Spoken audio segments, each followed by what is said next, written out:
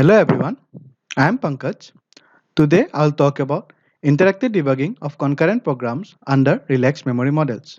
This work appeared in International Symposium on Code Generation and Optimization, shortly CGO 2020. In this talk, I'll talk about problems in concurrent programs under relaxed memory models and how we can debug them using interactive debugging tools. Debugging is a complex process. It is being the detective in a crime movie where you are also the murderer. It is so because we are used to debug our own code.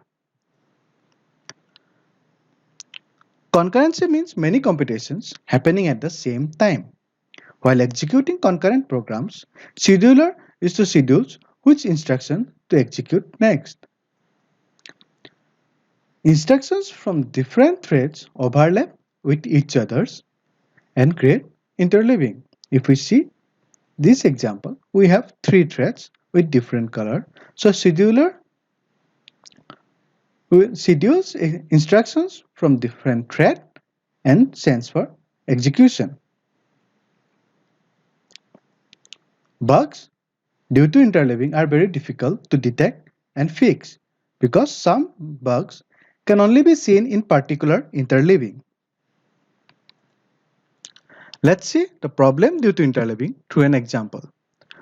We have an example with two threads running and we have two global variables x and y, which is initialized to 0. Blue line shows the order of execution. In this interleaving, we execute the thread 1 first, where x and y are both updated to 1. Then we execute the thread 2, where a and b reach the value of y and x. If you see, this assertion will not be violated in this case because both a and b has value 1.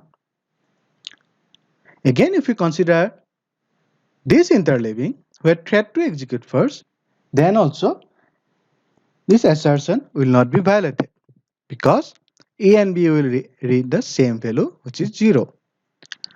But if we consider this particular interleaving where 1 is assigned to x from thread 1, executes first, then reading of x and y from thread 2 executes. In this case, a will read the value 0 for y and b will read the value 1 for x.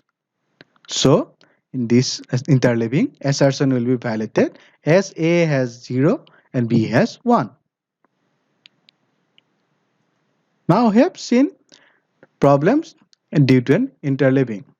So, we are convinced that a can have value 0 and b can have value 1, which violates our assertion at line number 8.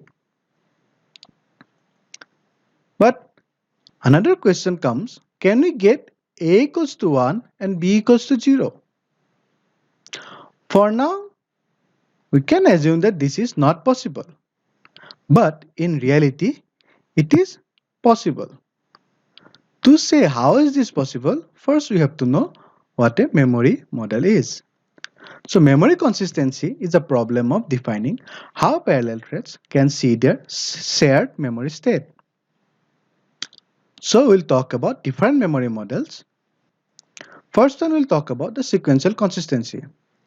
In this memory model, instructions are executed in a program order, where program order means in which order we used to write the code. This is terribly slow. So to increase the speed of execution, another memory models have been introduced. Total store ordering is another memory model which is relaxed and sequential consistency. In sequential consistency, all executions follows the program order. But in TSO or any relaxed memory model, it doesn't happen so.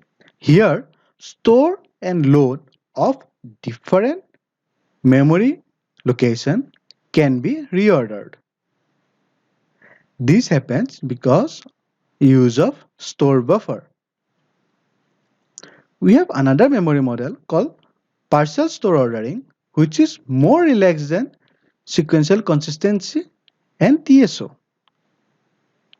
In this memory model also, it is not always the case where instructions are executed in program order.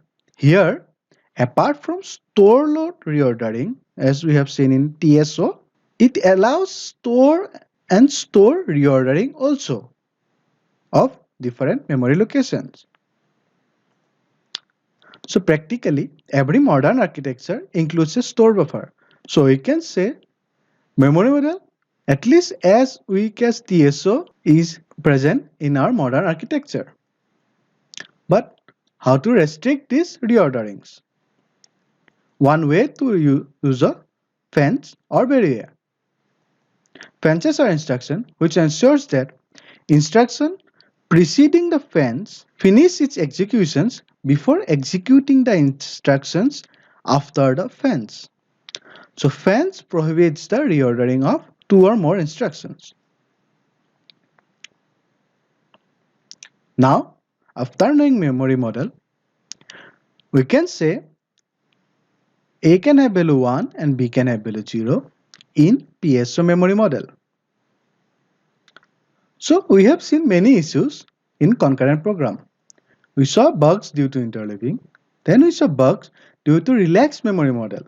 So main question here is how can we debug such programs? So we need debuggers to debug them. But do we need debuggers which take hours to give results? No. We need interactive debuggers such as GDB, where we can interact with the program and we can get output as soon as we give the input. So we present Gambit, which stands for GDB Assisted Memory Behavior and Interference Tester. Gambit is an interactive debugging environment where we can debug concurrent programs under relaxed memory models. Gambit has three components.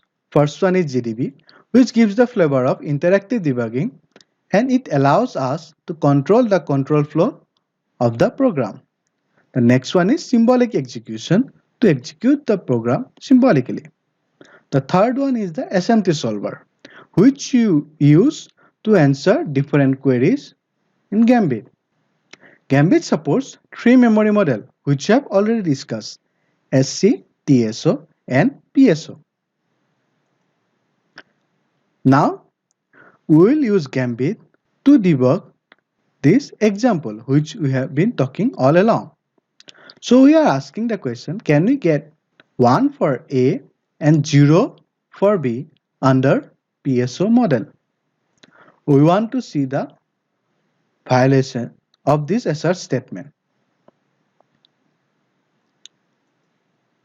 So first, I will compile the program of this example, and the binary for this program is example, and I will run this binary using Gambit.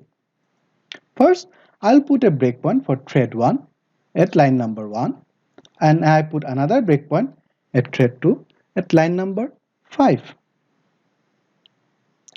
Now I run the program. Due to the insertion of breakpoint, the execution halts at thread 1 at line number 1. So I check in which thread I am in. After giving command thread, I came to know that I am in thread 1. So next thing I do, I execute two instructions.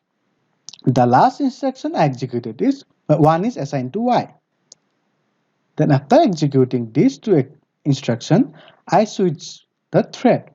Now I move to thread 2. Here also I execute two instructions where X and Y are being read by variable A and B. The last instruction we executed is value of X is assigned to B. Now at this program point, I want to know, can A and B have some weird value? So we ask Gambit, is there any value for A and B possible in PSO but not in SC? This is the very syntax for this query. As soon as we give the commands, Gambit gives us the output, yes, A can have value 1 and B can have value 0. But the question is, how can we get value 1 for variable A and 0 for variable B? So again we ask Gambit, show reorderings in PSO but not in SC such that A can have value 1 and B can have value 0. Gambit says the reorderings between line 2 and 3. So what do we have in line 2 and 3?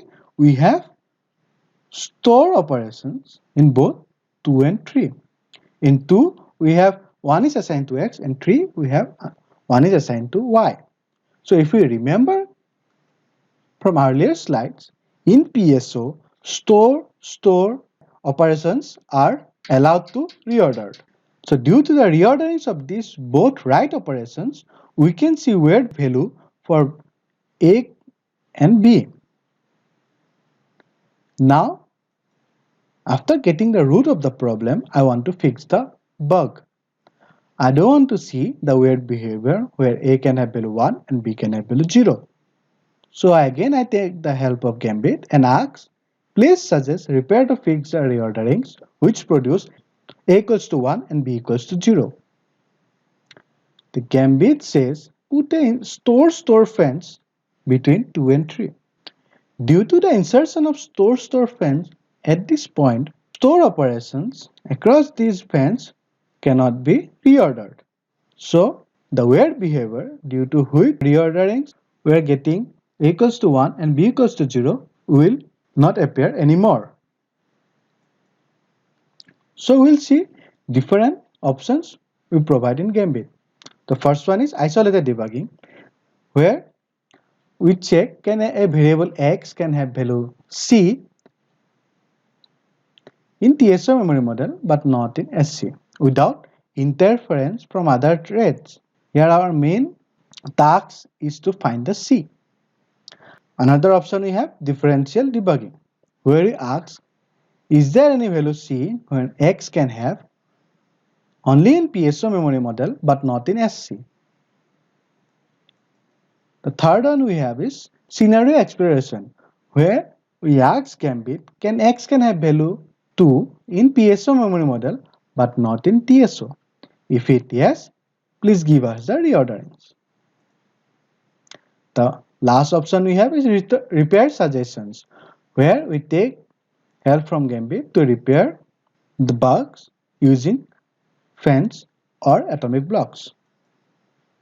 Now we have seen the power of Gambit and we have seen how can we use Gambit to fix our bugs in concurrent programs under relaxed memory model. Now we'll see how Gambit works. So I present you the architecture of Gambit. First, C code is compiled to an intermediate representation form using an IR generator. Now we execute the binary using GDB by taking commands from the console. While executing the program using GDB, we are also executing the program symbolically using a symbolic execution engine. When you ask a query to Gambit, reasoning engine is to take trace from the symbolic execution engine and tries to answer our query. The trace contains two types of constraints. First one is program constraints. The program constraint shows the behavior of the program we are debugging.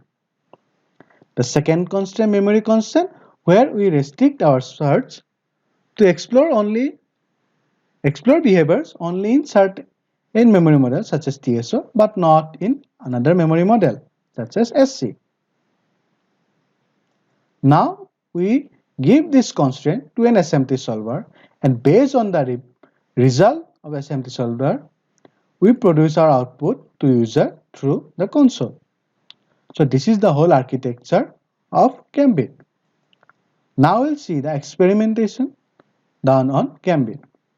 We have experimented with 13 concurrent programs which consist two sets.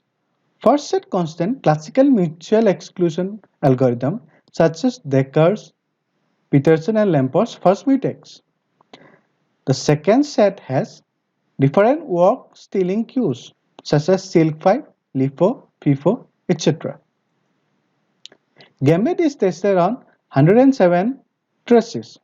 These traces are comprised of different commands and different control flow of these programs. It is pretty interesting to note down the average response time of Gambit, which is 1 second. Instead of just executing the program using GDB, we are also executing the program symbolically and we are all using an assembly solver to answer our query. Though our response time is pretty fast, which is around 1 second. So we want this flavor from the interactive debugging tools. We don't want to wait too much. Now takeaway from my talk is that we introduce a Gambit which provides a formal method with support to debugging tool such as GDB. It is an interactive debugging environment for concurrent programs based on proof-based artifacts. Apart from using Gambit as a debugging tool, we can also use it as a teaching aid while teaching relaxed memory model. Showing a real demo while teaching relaxed memory model, it's really helpful to understand the reorderings. So I stop my talk here and I'm open for your question. Thank you.